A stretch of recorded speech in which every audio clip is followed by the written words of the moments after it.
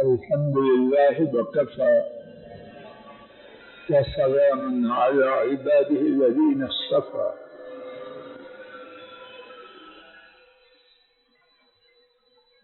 کچھ باتیں ایسی ہیں کہ ان کی بربادی اور تباہی بہت ہی زیادہ ہے. چھوٹی چھوٹی جگہوں سے لے کر چھوٹے چھوٹے معاملات سے لے کر انسانیت کے بہت بڑے معاملات کی بربادی میں ان باتوں کا بہت ہی زیادہ کردار ہے. کہنے والے اور سننے والے کم و بیش بہت ہی زیادہ لوگ ان کی وجہ سے شکوہ اور شکایت کرتے، لیکن عجب معاملہ ہے کہ خود کہنے اور سننے والوں کی بڑی تعداد، دوسروں کے بارے میں تبصرے کرنے والوں کی بڑی تعداد اسی بات میں بہت حد تک بری طرح مبتلا، اور خصوصاً جب مد مقابل اپنے سے قدر حلقہ ہے. حلقہ مراد یہ نہیں کہ اللہ کے ہاں اس کو اللہ جانے، اپنی قوت میں، اپنے منصب میں، اپنے زور میں کچھ حلقہ ہے، تو پھر اس خرابی سے بچنے والوں کی تعداد شاید بہت ہی کم ہے. اس کے برعکس ایمان والوں کی جو بنیادی صفات ہیں رب العالمین نے اپنی کتاب میں دو ٹوک انداز میں بیان فرمایا کہ وہ اہل ایمان کی ممتاز خوبیوں میں سے ایک خوبی ہے، اور جنت میں جانے کے جو اسباب رب العالمین نے خود بیان فرمائے ان میں سے اس خوبی کا تذکرہ ایک سے زیادہ مرتبہ فرمایا. وہ خوبی اور اسی کا اوج خرابی کیا ہے؟ ذہنوں میں تصور لائیے اور پھر سماعت فرمائیے. خوبی ہے وعدہ کا پورا کرنا اور خرابی ہے وعدہ کی پاسداری نہ کرنا. میرا گمان ہے کہ میں نے جو تمہیدی بات کہی ہے آپ اس سے اتفاق کریں.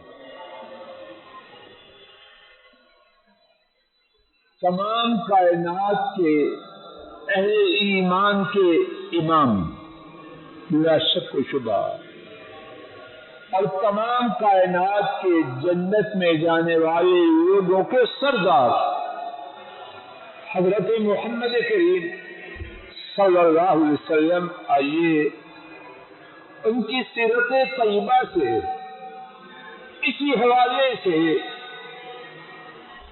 ایک مشہور اسلامی تاریخ کے واقعہ کے باہم مربوط دو واقعات سماعت فرمائی اور دونوں ثابت شدہ. پہلا واقعہ امام احمد اور رحمہ اللہ نے مسور بن مخرمہ اور مروان بن حکم رضی اللہ تعالی عنہما سے روایت کیا. نبی کریم صلی اللہ علیہ وسلم نے صلح حدیبیہ کا معاہدہ مشرکین سے تحریر کروایا، اور اس کا پس منظر یہ ہے نبی کریم صلی اللہ علیہ وسلم نے ہجرت کی 6 سال تک شدید طلب خواہش کے باوجود مکہ مکرمہ نہ آئے کہ مشرک اس بات کی اجازت نہ دیتے تھے. حجت کے چھٹے سال 1400 صحابہ کے ساتھ عمرہ کے لیے تشریف لائے. مکہ والوں نے ہر گرمی سے ضد اور اناج سے روک دیا. انہوں نے سمجھا کہ ان کو عمرہ کی اجازت دینا، حالانکہ اس وقت کا مسلمہ قانون یہ تھا کہ دشمن بھی آئے عمرہ کرے چلا جائے، لیکن انہوں نے اس کو اپنی ناک کا مسئلہ بنایا. نبی کریم صلی اللہ علیہ وسلم نے لڑائی سے گریز کرتے ہوئے ان سے صلح نامہ کر لیا کہ اس سال واپس چلے جائیں، آئندہ سال آئیں، 3 دن کے لیے رہیں اور چلے جائیں. ٹھیک ہو گیا. اس معاہدہ کی ایک شرط یہ تھی کہ مکہ سے جو مسلمان بھاگ کے مدینہ طیبہ جائے، نبی کریم صلی اللہ علیہ وسلم اس کو واپس کر دیں، اور مکہ سے جو مسلمان بھاگ کے مکہ شریف آ جائے، کافر اسے واپس نہ کریں. شرط ہے. مسلمان پریشان کیا ہو رہا ہے، لیکن اللہ کے نبی صلی اللہ علیہ وسلم کے سامنے پر مارنے کی گنجائش. معاہدہ لکھا گیا، ابھی معاہدہ تحریر کرنے کی مجلس موجود. سامنے سے مکہ شریف کی جانب سے ایک مسلمان بیڑیوں میں جکڑا، ایک مسلمان ابو جندل جس کو مکہ کے کافروں نے بیڑیوں میں جکڑ کے رکھا تھا اور وہ مسلمان ہو چکا تھا. وہ بھاگ کے اس مجلس میں پہنچ گیا. اللہ کی قدرت، کافروں کا نمائندہ سہیل بن عمرو کافر تھا اس وقت، اور بڑا دنیوی طور پر مدبر. اس نے کہا محمد صلی اللہ علیہ وسلم، میرے اور آپ کے درمیان معاہدہ ہو چکا، اور معاہدہ یہ ہے کہ جو مسلمان مکہ سے بھاگ کے آئے گا آپ اسے واپس کریں. یہ مکی ہے اور اس کا وہ بیٹا تھے ابو جندل، اسی سہیل کے بیٹے. یہ مکی ہے، بھاگ کے آیا ہے، اس کو واپس کرو. نبی کریم صلی اللہ علیہ وسلم نے اسے واپس کر دیا. مسلمان پہلے ہی بڑے ستائے ہوئے تھے اور زیادہ دکھی ہوئے، لیکن نبی کریم صلی اللہ علیہ وسلم کا فیصلہ وہاں بات کی گنجائش تو نہ تھی. سہیل نے ابتدا تو کی تھی بیٹے کے منہ پر تھپڑ مارنے سے. جب نبی کریم صلی اللہ علیہ وسلم نے اس کی سپرداری میں دے دیا، اس نے اپنے بیٹے کو گریبان سے پکڑا اور لے گیا. ابو جندل چلایا، اے مسلمانوں، مجھے مشرکوں کی طرف اٹھا رہے ہو، یہ میرے دین میں مجھے فتنے میں ڈال دے. لوگوں کی تکلیف اور زیادہ ہوئی.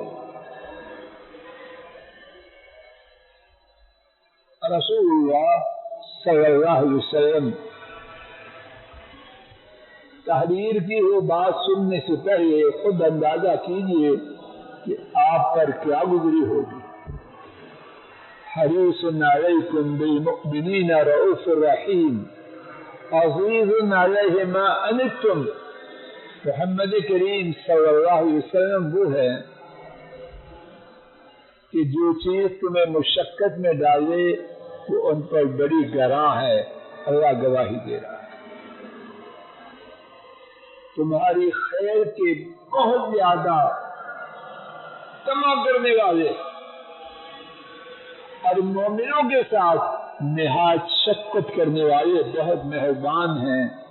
حضرت صلی اللہ علیہ وسلم پر کیا نہ دوری ہو، لیکن کیا ہے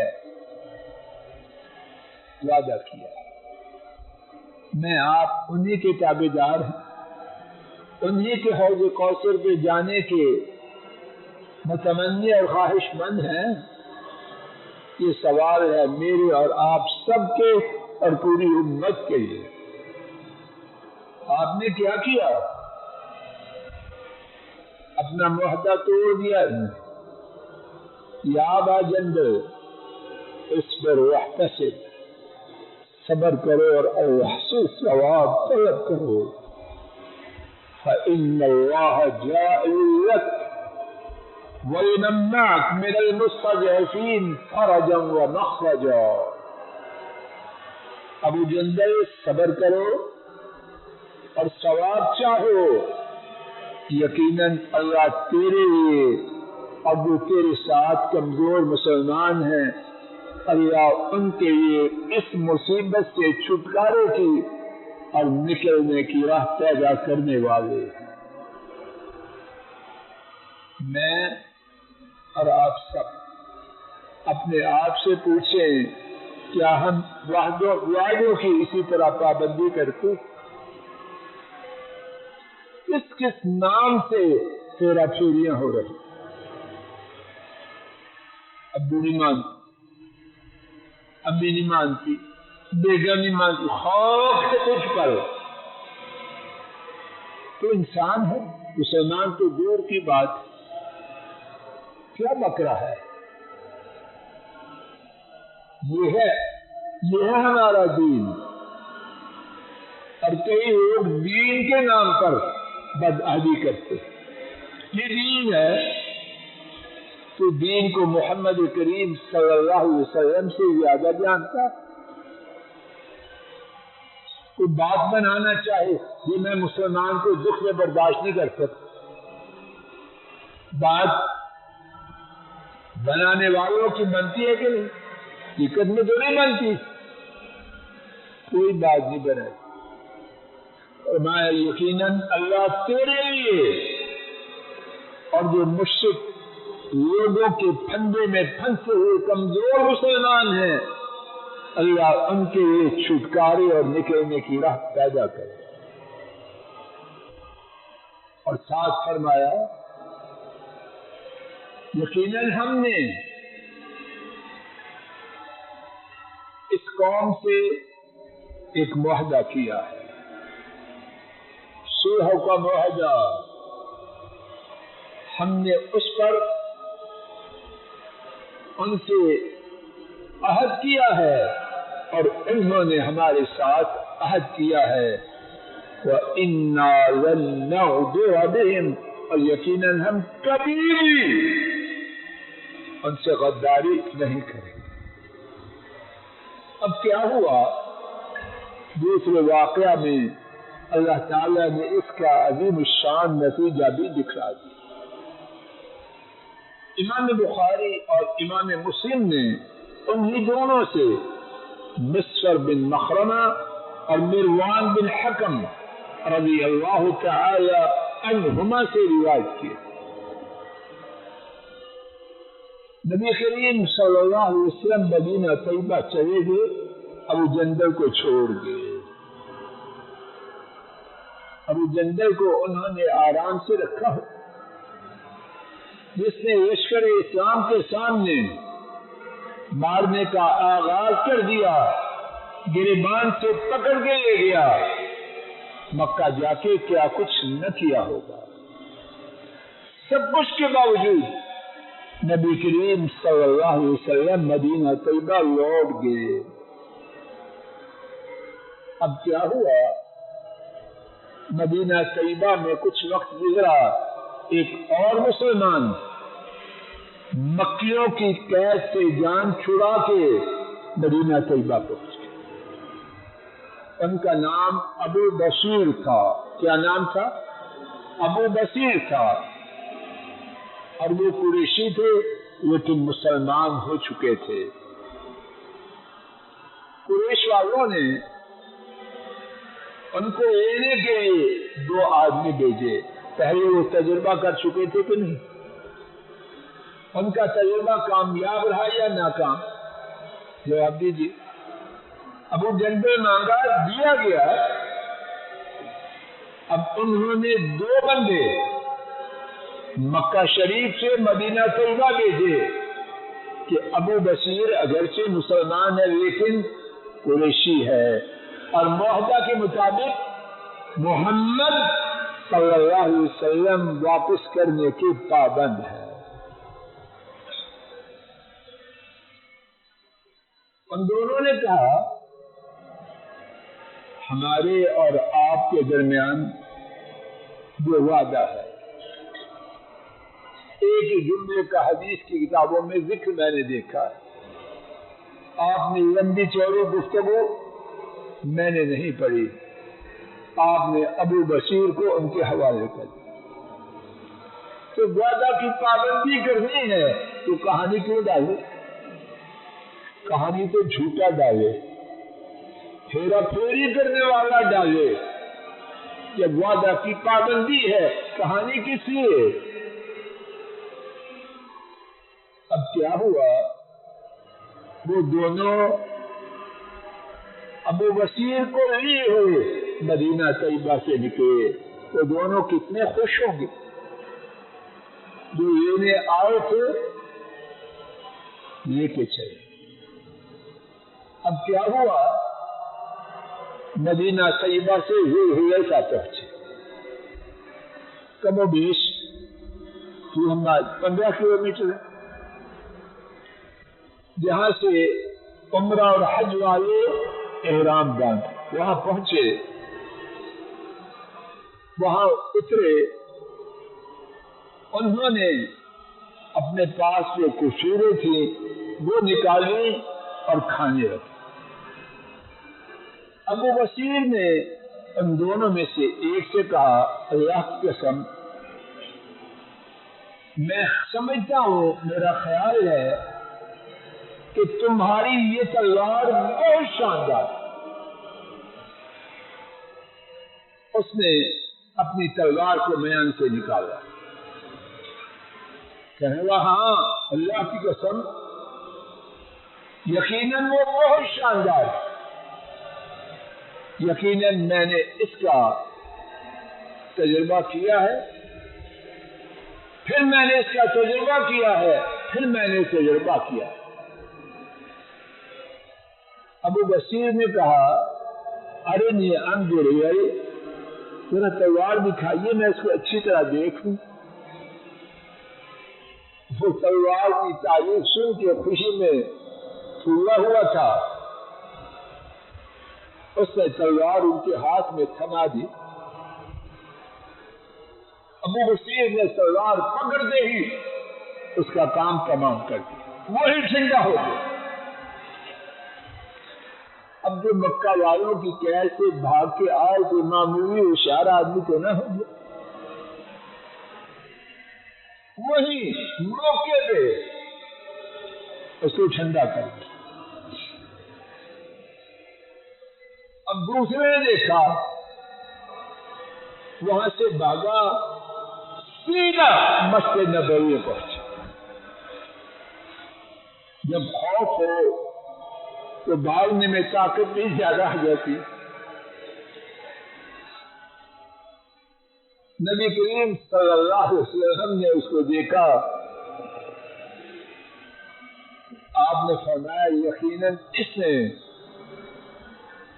کو خوف میں ڈالنے والی بات دیکھی ہے. نبی کریم صلی اللہ علیہ وسلم کے پاس پہنچا، کہنے لگا قتل واللہ صاحبی وانی لمقتول، اللہ کی قسم اس نے میرے ساتھی کو قتل کر دیا اور یقیناً میں بھی اس کے ہاتھوں قتل ہو رہا.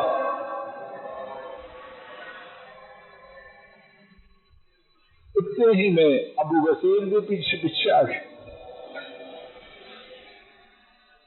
انہوں نے عرض کیا یا نبی اللہ واللہ اوفى ذمتک، اے اللہ کے نبی، اللہ نے آپ کی ذمہ داری پوری کر دی.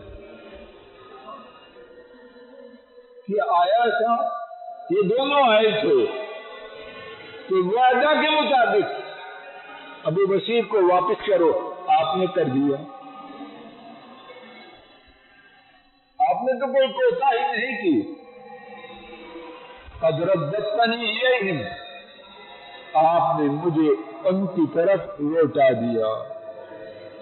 ثم نجانی اللہ منہم، پھر میرے اللہ نے مجھے ان سے نجات دی. آپ نے وہ مجھے پناہ نہیں دی، آپ نے اپنے وعدہ کی پابندی کی، مجھے اٹھا دیا، اور میرے اللہ نے میری جان ان سے چھڑائی. نبی کریم صلی اللہ علیہ وسلم اس کی بات سننے کے بعد بھی مطمئن نہ ہوئے. کیوں؟ کہ کہیں وعدہ کی خلاف ورزی نہ ہو جائے. بظاہر ابو بصیر کا استدلال، ان کی دلیل قوی ہے یا کمزور ہے، لیکن آپ صلی اللہ علیہ وسلم وعدہ کی خلاف ورزی کے لیے سہارے نہ چاہتے تھے. صاف پابندی بس، کوئی گنجائش نہیں چلی. کل کوئی کہہ تو سکتا تھا کہ نہیں جی. نبی کریم صلی اللہ علیہ وسلم نے فرمایا وَيْلُ أُمِّهِ مُسْعِرُ حَرْبٍ، اس کی ماں کا ستیہ ناش ہو جائے، یہ جنگ کی آگ کو بھڑکانے والا. توجہ فرمائیے، بندہ ہے مسلمان، اور مسلمان بھی کھڑا کہ مکہ والوں کے عذاب میں مبتلا ہونے کے باوجود اسلام پہ پکا ہے، وہ کھڑا ہوگا یا کھوٹا ہوگا. اور مکہ والوں کا عذاب وہ چھوٹا ہوگا یا بہت بڑا ہوگا. تو آپ نے اس کے اخلاص جو اس کے اعمال سے اکثر ظاہر تھا، اس کی مسلمانی اور اخلاص، اس کے باوجود اس نے جو دلیل دی اس کو مانا نہیں. وَيْلُ لِأُمِّهِ مُسْعِرُ حَرْبٍ، اس کی ماں کا ستیہ ناش یہ جنگ کی آگ کو بھڑکائے گا.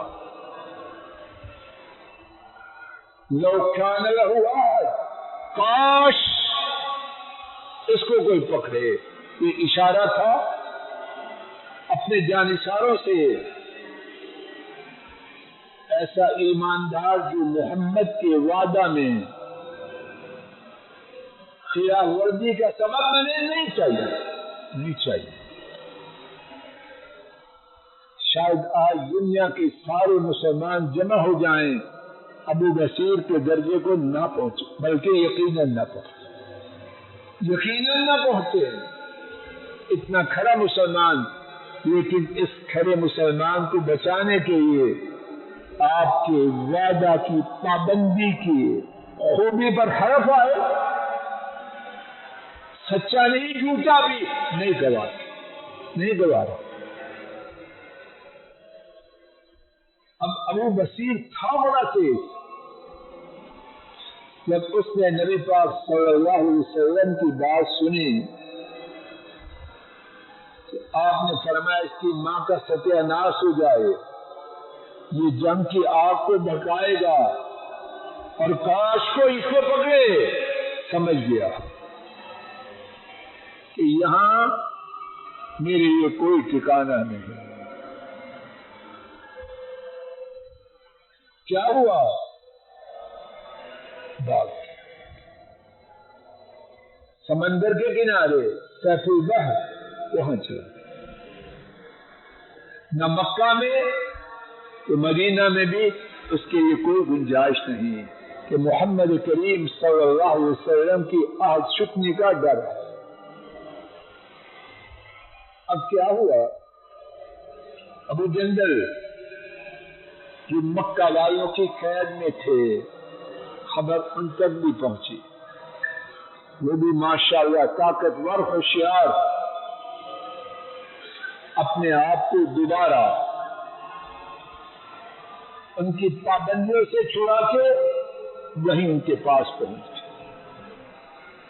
اور کیا ہوا، جو مسلمان مکہ والوں کی قید سے اپنی جان چھڑاتا وہیں پہنچا۔ اب اللہ کی قدرت، مکہ سے تجارتی قافلے یمن اور شام جاتے، شامی قافلہ اس کے جانے کا راستہ وہ مدینہ طیبہ کے پڑوس میں جو سمندر کا کنارہ ہے وہاں سے جاتا ہے۔ اب ان دونوں نے اور ان کے ساتھ مکہ سے بھاگنے والے سارے مسلمانوں نے وہیں ڈیرا ڈالا۔ اب جب بھی انہیں کسی قریشی کافر قافلہ کے جانے کی خبر ہوتی تیار ہو جاتے، جو ان کے ہاتھ میں آتا اس کو ڈھیر کر دیتے اور مال چھین کے۔ اب مکہ والوں کی معاشی ناکہ بندی بھی اور بندوں کا قتل ہونا بھی شروع ہو گیا۔ اب مکہ والوں کے ہوش ٹھکانے آئے، نبی کریم صلی اللہ علیہ وسلم کے پاس پیغام آیا، اللہ کا واسطہ دیتے،